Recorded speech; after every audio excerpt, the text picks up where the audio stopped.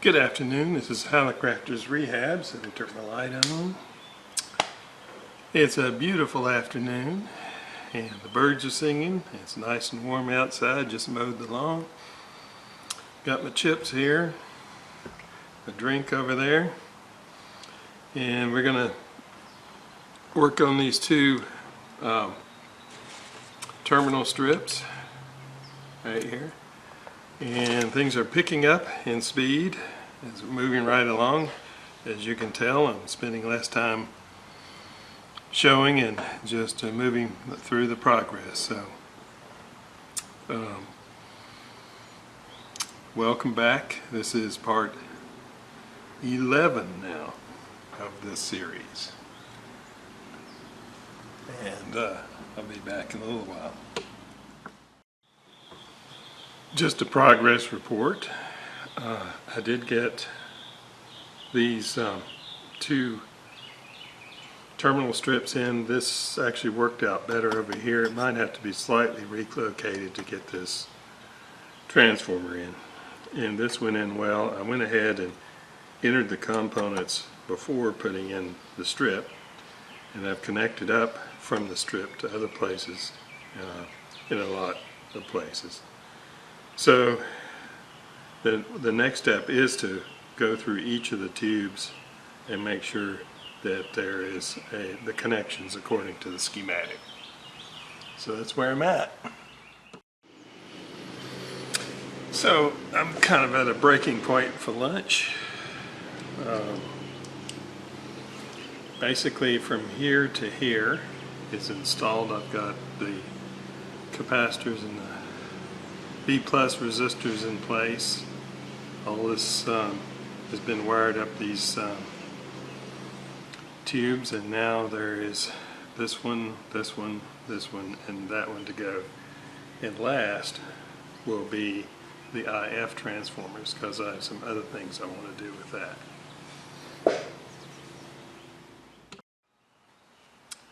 So I've done everything I can possibly do without putting in the IAF transformers. The reason why I'm not putting them in now is I have on order a special kind of spray, and when it gets here I'll remember what it is, but it doesn't have graphite, and it doesn't have oil in it. It's volatile.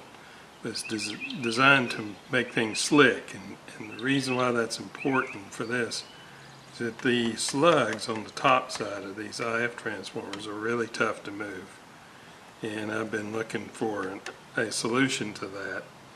We'll get into that more when we look at the IAF transformers. So all of the tube sockets except this one and one or two connections in here to the IAF transformers is populated, and pretty much everything is wired in now. This is still loose till we get the face on. Everything except putting in the power cord and finishing off that aspect of it. I see I left out a capacitor right there. See? I'm going to walk away from it, not do anything for a day, and then come back and check my work. What else? Put in a couple of standoffs just to make the connections to the IAF transformers a little easier and more quick in and out kind of thing. Just clip a lead, pull it out, instead of having components hanging off these IAF transformers all the time. If you have to service them or anything like that, it's a big job to get them out. Until now. So I'll go through it also like a dentist. Don't you hate this when a dentist does this? He goes into your teeth with some awful object just like this and picks at your gums and fillings and things like that. But we're going to do that and listen to the radio go, oh! No. Just to make sure I don't have any cold solder joints, to sort of test everything and make sure it's a solid connection everywhere. I'll probably do some quick measurements just, as well, quick checks. We can't do it completely because we don't have IAF Transformers. But anything that doesn't involve that can be checked. So that's, we're going to walk away from it and then come back.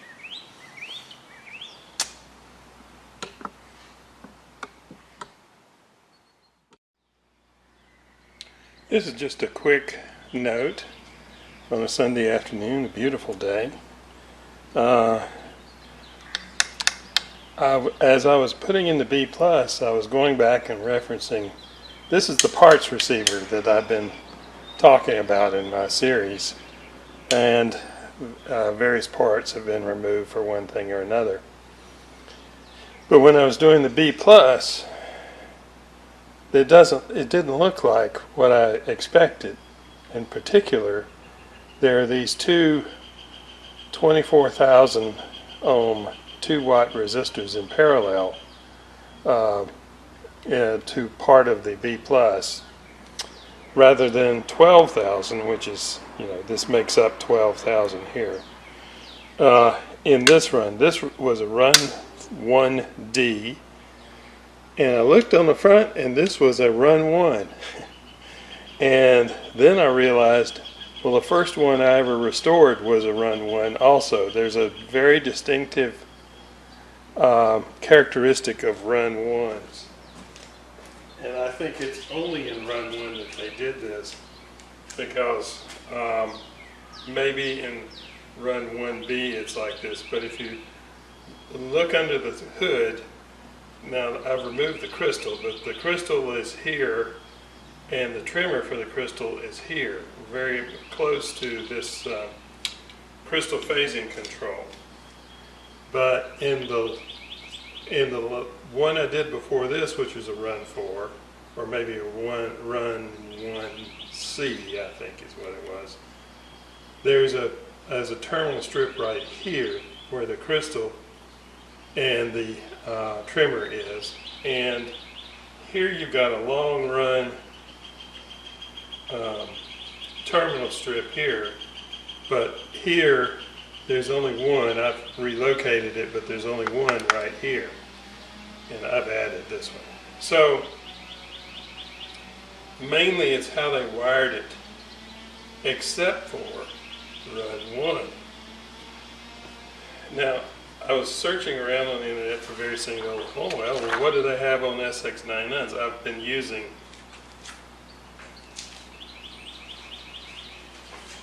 this schematic forever. Mark 1 and B and Mark 1C. And the only difference between the two is this particular capacitor is not on a 6SC7 for, I believe it's 1C, but it is in 1D. And somewhere around here I have a 1D schematic too. But other than that, there isn't any schematic differences between the run 1B, 1C, and 1D. But run 1 is significantly different. And if you look at the voltage, this is a SAMS. SAMS somehow just came out while the ink was still wet on the case of some of the first run receivers that came out, and so it's kind of like raw and not fixed by any customer feedback or anything. It's right off the factory line. So if you look at the voltages in the SAMs, you find that with this 12,000, with the original This original arrangement is 2.4. Oh, I'm sorry. I thought that was a dot. Okay. Never mind. However, the voltages are a lot lower in things like plate and screens, in the RF and other places like that. Well, that changed my thinking. I was reading a dot there where it wasn't. So this is exactly a run 1, and this is exactly mimicking a run 1, but the voltage are lower somewhere, and maybe I'll figure out what that is.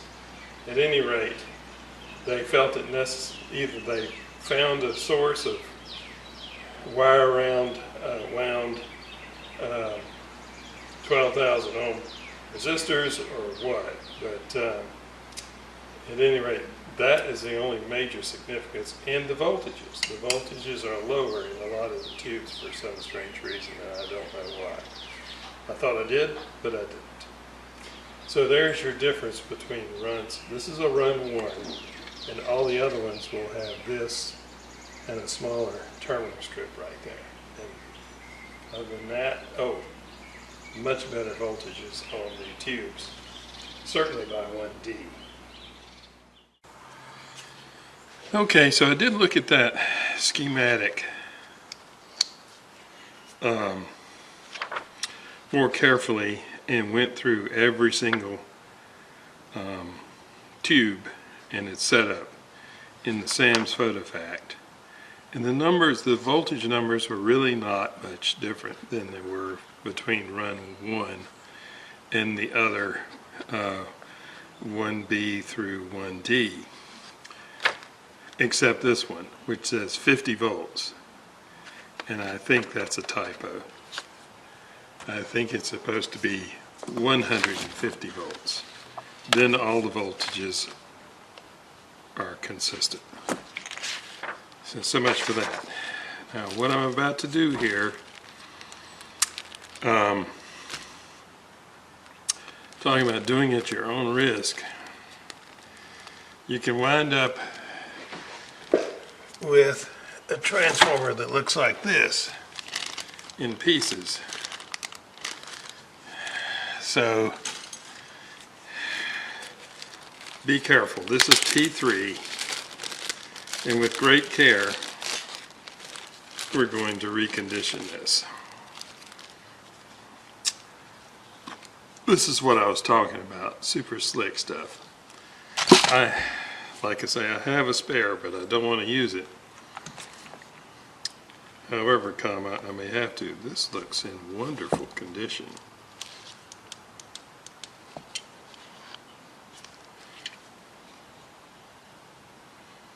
Yes. I'm thinking this is so good. I really don't think we're going to have a silver mica problem. So rather than risk damaging this, let's go take the spare and start on that first. So I got the spare right here. Let's just see. And of course, no screwdriver.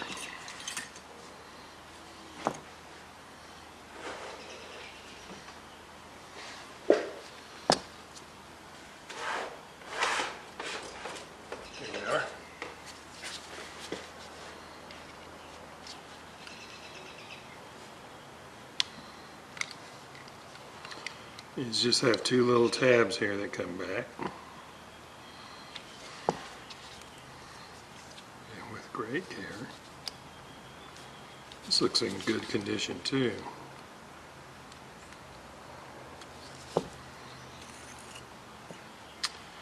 All right. So, question 1. How well does it turn?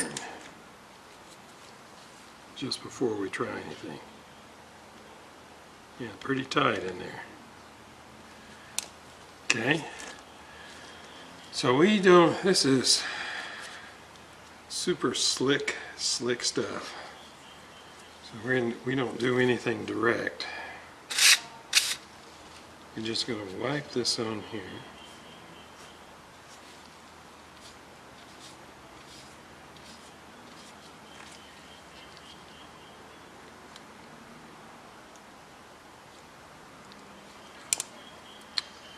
And we're going to try it this way.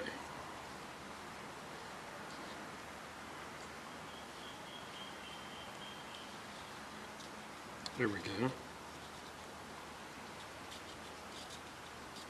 Yeah, it's very... That was seated all the way. So I'm just pulling on it right now. Sitting here wondering where are the wires. They're so small I can't even see them. I'm so blind. There we are. There's 2 wires there and 2 wires there.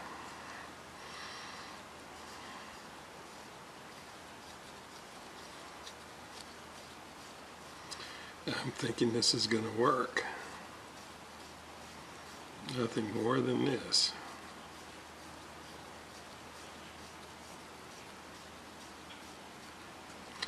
About from the bottom. This doesn't go through all the way, so I'll use this. I'll have to get a different screwdriver. If this instrument will turn it, anything can.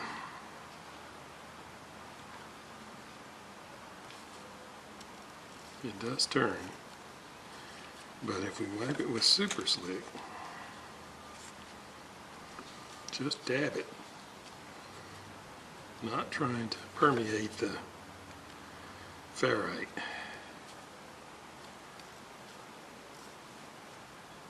Let's do this side.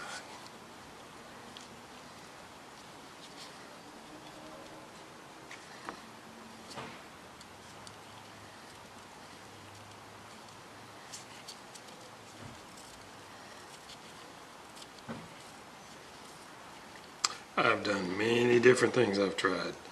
Lithium grease was that stupid. And deoxide and just dummy me, okay? Look how slick that is right now. The more time you give it, the better it works. Alright, let's put it back in. See, the tabs are there, so very carefully.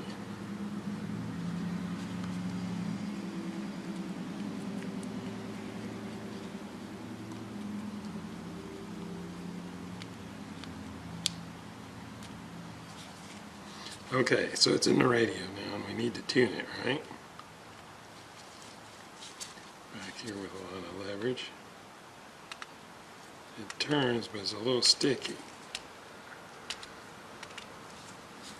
That's the point of trying to do this. I'm going to dab some more right through the, with one of these, right through the opening there.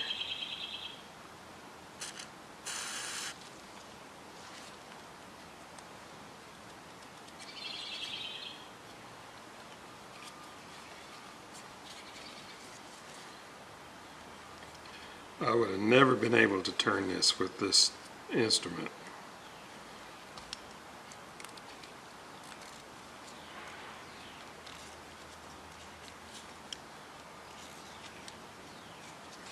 Alright, how about on this end?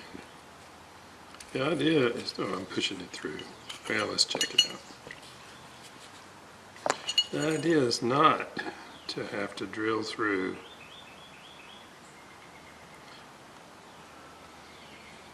There we go.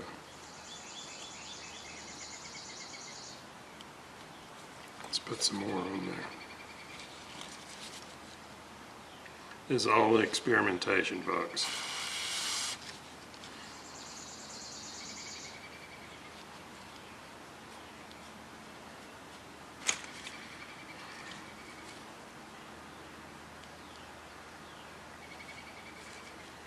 I should dremel that out. Nice. But then when you put the cap on, it's tighter.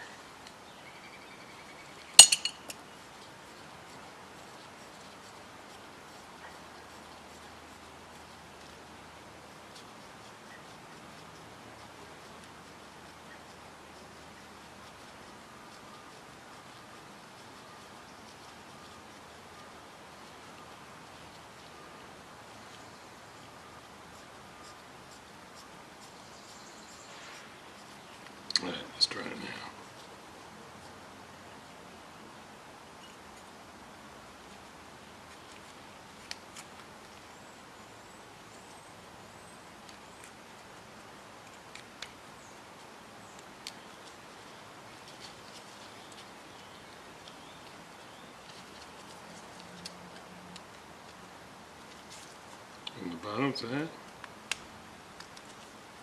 A little bit jerky. Not nice and smooth like I want it. I have other tools for this. I'm just trying to pick one that's not all that friendly. Let me go get some other tools and see if they're better. So these are several tools I've used. I prefer not to use the metal. Now this one is one I've dremeled down. It's too large for the opening for that. That was based on being able to drill out these. Now this one, no sweat.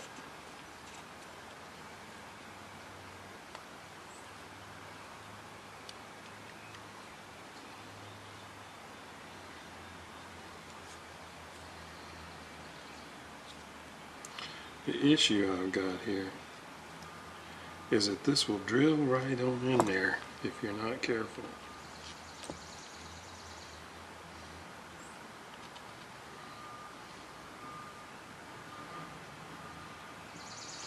This one works good because you can do it at an angle. I just don't like using metal, but this actually works pretty good. What I'm going to do is take one of these and dremel it down so it does fit nice and square inside these. That's what I should have done a long time ago. But super slick stuff. Lubes, protect, stay clean. Doesn't give me any money for there, but I'm gonna say it's looking good. And I love the way this top is working. Okay, so I'm gonna perfect a tool and then we'll come back.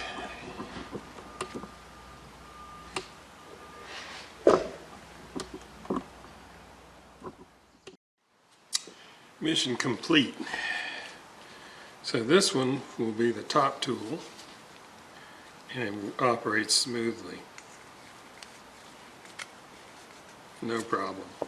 I have 3 for the bottom. This is a little bit rough. If it's real smooth, it comes out pretty easy.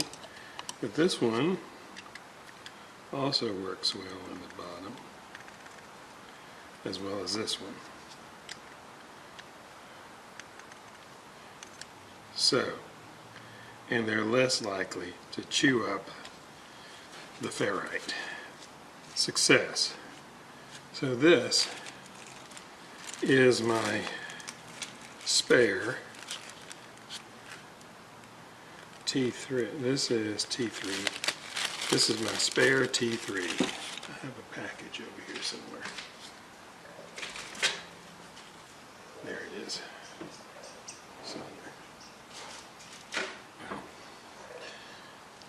I'll put this over here. What I should do is ohm it out before I put it in storage.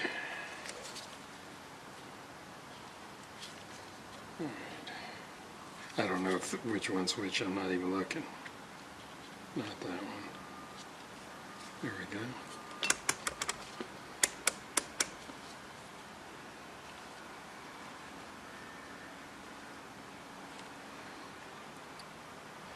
$16 volts. Ohms, I mean.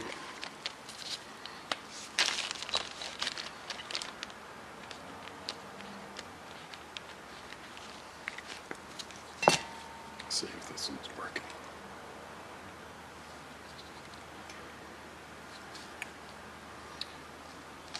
16 ohms.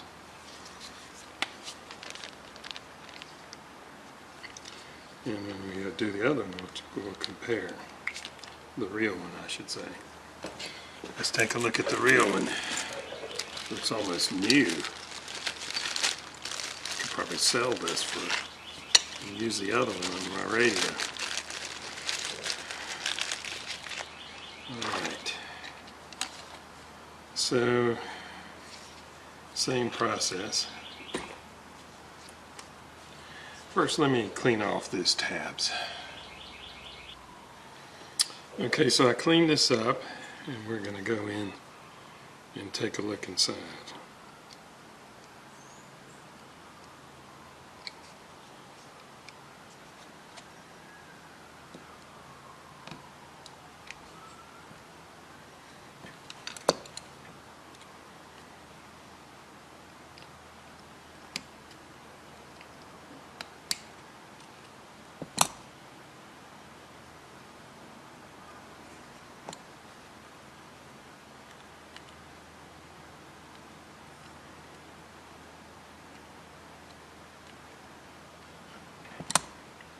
Okay.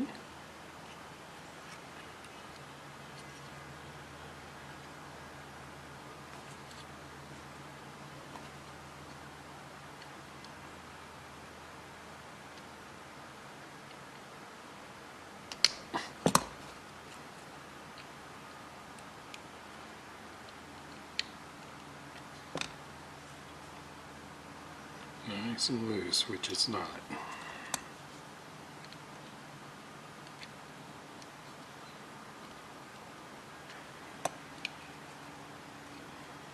There we go. Wow. That looks like that was put in yesterday. It's pretty tight in there. Very hard to turn. But once you get it started, not so bad. I'm sure it can use a little bit of this stuff. I'm going to put these back on. Yeah, I had these a long time ago. And they've been all over the place, so they're not good for anybody, but keep me chemicals off my hands. Disavowing. Okay. Alright. By the way, let's put these in the cleaner.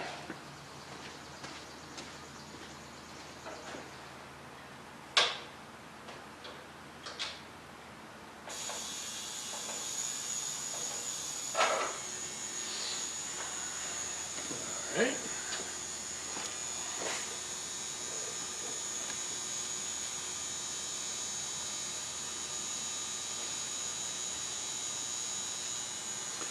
Man, it looks like, yeah, it looks like new.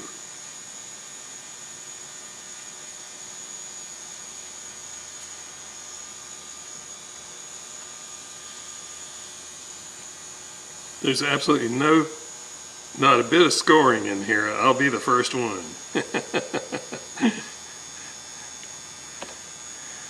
I meant nothing by that phrase.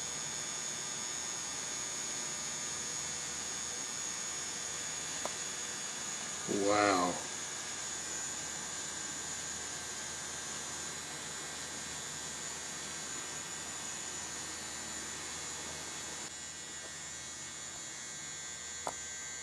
Wish I could get this thing without never problem. It's just a sword, not a fair one. It's just about the plastic part is probably won't be. It sounds whatever it is on. So that will be easier to turn. Like a brand new core. I mean, copper still looks like copper. No corrosion at all.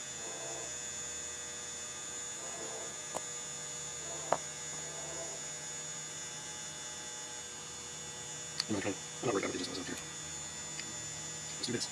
I'm just going to put that on there. Let's see all the inside of the case. I mean, this is such a good condition. I can't clean it a little bit. You can sure there's no silver rock because there's pretty guys that use are. So that's something. So, I have to read one, there's 2 or 3, that's 1. The green comes out everywhere, here's where the green is, that's 1, 2, 3, 4. Okay, while we're at it, let's go ahead and record the values. Alright, let's go ahead and record values.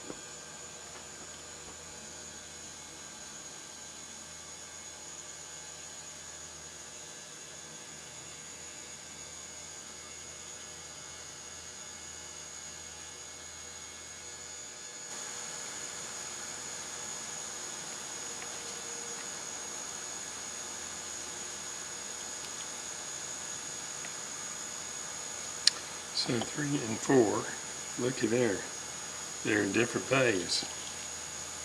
That was run 1 over there. So they're not entirely interchangeable. So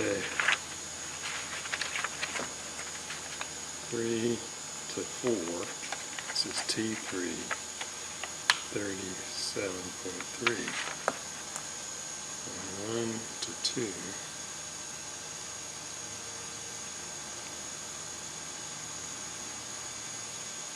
13.2. Isn't that interesting? So, just can't just, it looks the same, right? Same part number. I think I ought to compare part numbers. I'm assuming they're the same. Okay, so we'll be back. Oh.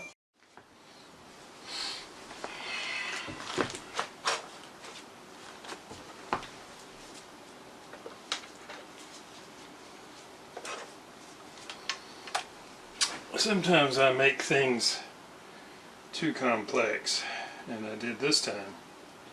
It's a simple matter of putting this on a scope, just like you would do on a voltmeter. So my fingers won't work. Okay, so let's turn this down. And we'll start seeking resonance. If we can get a second, what you want, without connecting something else. Otherwise, causing something to avoid. Here, it's won't come somehow. There we are.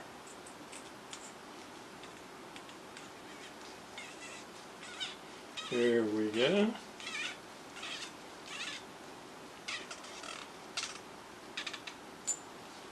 And then on the bottom side, don't need to sweep with a spectrum analyzer. We can do that later when it's inside the radio.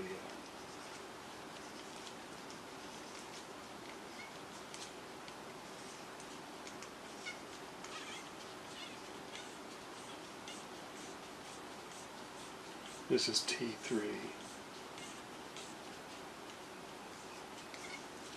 And this one's pretty insensitive, but I think it's me, or somehow this rather weak connection which I can't hold together very well.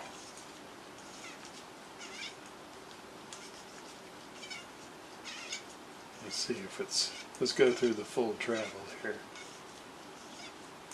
A lot easier to turn these than with that slick stuff on it.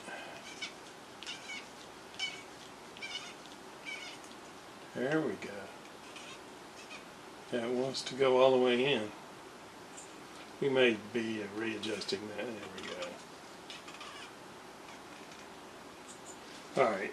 That will at least get the radio receiving something when we get it hooked in. Now we'll do T2, which has already been done.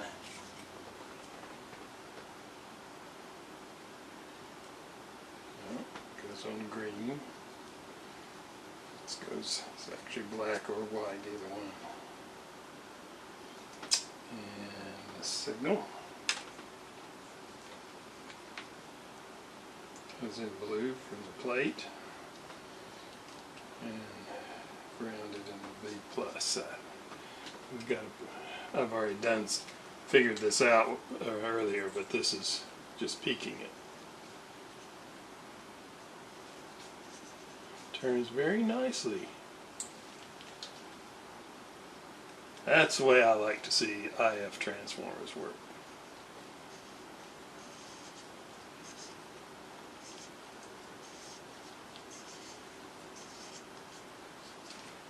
Let's see if we can turn this down.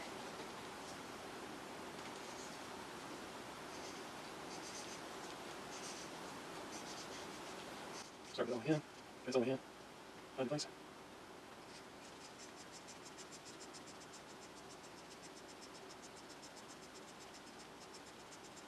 Well, let's go half the travel and try again. It is a sweet spot, just need to be patient. I'm looking at frequency. Yeah, that's sweet.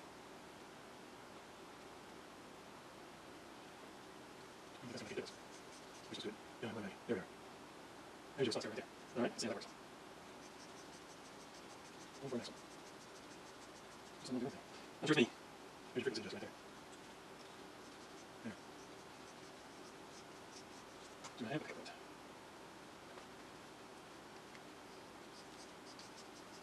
That's not blue there. That's not blue there. Here's something. I think we're just going to have to put it on a spectrum analyzer when it's put in to get the right place for it. At least it's going to give me some sound and we can adjust it later. So anyway, that's a T2, which leaves me only with T1. And we'll be back.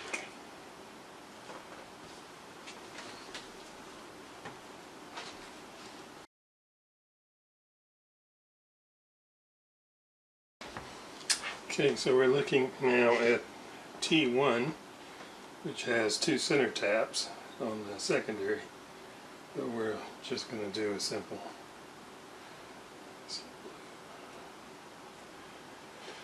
in white. Alright, we've got nothing. And I think I don't even have my tools here. There it is.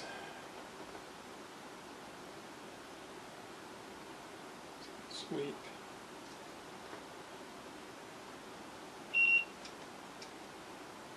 Really weak signal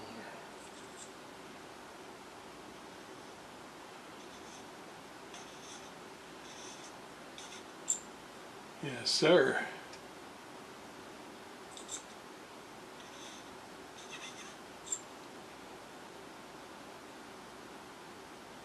That's kind of funny, ain't it? That's sweeping with a sawtooth.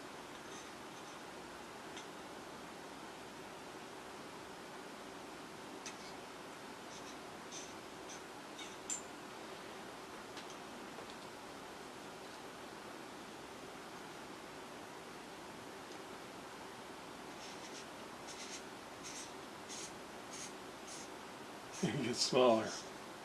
It wants to be all the way in for some reason. And they were all the way in. Let's do it without sweep. It's just simple.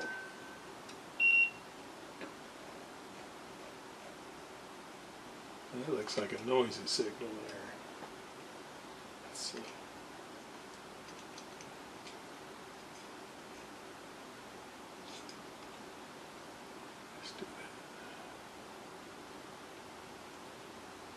Oh, we have a center tap, right.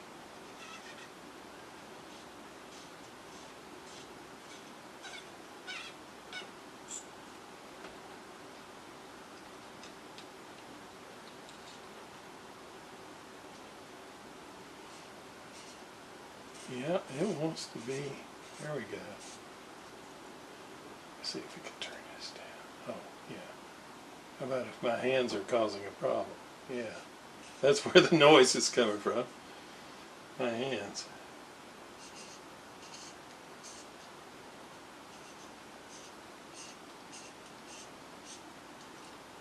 That's probably as good as we're going to be able to do just sitting out here. Well, it's improving a little bit. Especially with, I need gloves on. Yeah, it's decreasing. How do we get this without destroying? Okay.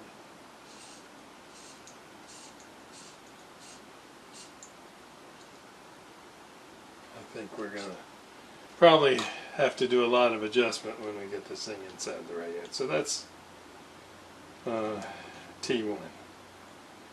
And that will go in first. Okay. You know, I'm going to call it a day. Putting these in is going to take some good thought and careful work, and it's not something you can rush. And here's the other two transformers. I did find a couple mistakes. when I finished everything else, there were 3 capacitors left over, kind of like putting the watch back together. And there's 3 sprockets that didn't go in. 1 went in here, and 2 went in here. But I still haven't gone through with the dental instrument and listened to it yell. And I do need to. It's going to break for sure and come back to it, and then when these are in, we'll go through the resistance checks and things like that, and another review against the schematic before we even turn it over and start working on the other side. So this is Hallicrafters Rehabs. I'm getting ready to go again to see my father and care for him for a 24-hour period. And he's 100 years old, and he's doing good, and we're doing good here in North Carolina in our shelter in place, but things are looking up. Thanks for watching.